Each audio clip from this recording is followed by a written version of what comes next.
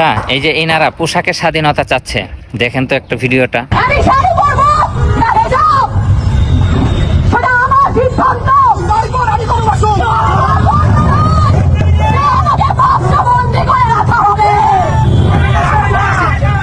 পোশাকের স্বাধীনতা চাচ্ছে ঠিক আছে, কিন্তু বাংলাদেশের মতো জায়গায় এরা আদৌ কি পোশাকের স্বাধীনতা চাচ্ছে, নাকি এর পিছনে অন্য কোনো কারণ আছে? এরা পোশাক স্বাধীনতার নামে যদি অশ্লীল কিছু পরে বাংলাদেশের মতো জায়গায়, এটা কি আমরা মেনে নিব? তোমরা পোশাকের স্বাধীনতার নামে বাংলাদেশে তোমরা অশ্লীল পোশাক পরবা, আর যখন ধর্ষণ হবে তখন তোমরা বিচার চাবা। বিষয়টা তো এরকম না, এটা তো ঠিক না।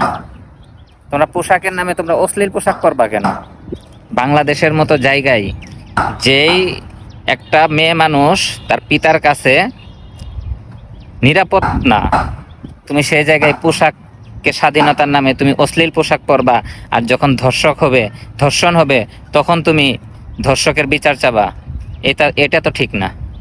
এটার মানে এটা না যে আমি ধর্ষককে রাইট দিয়ে দিতেছি। অবশ্যই ধর্ষকের বিচার হবে, অবশ্যই পুরুষদের নজর নিচু করে রাখতে হবে।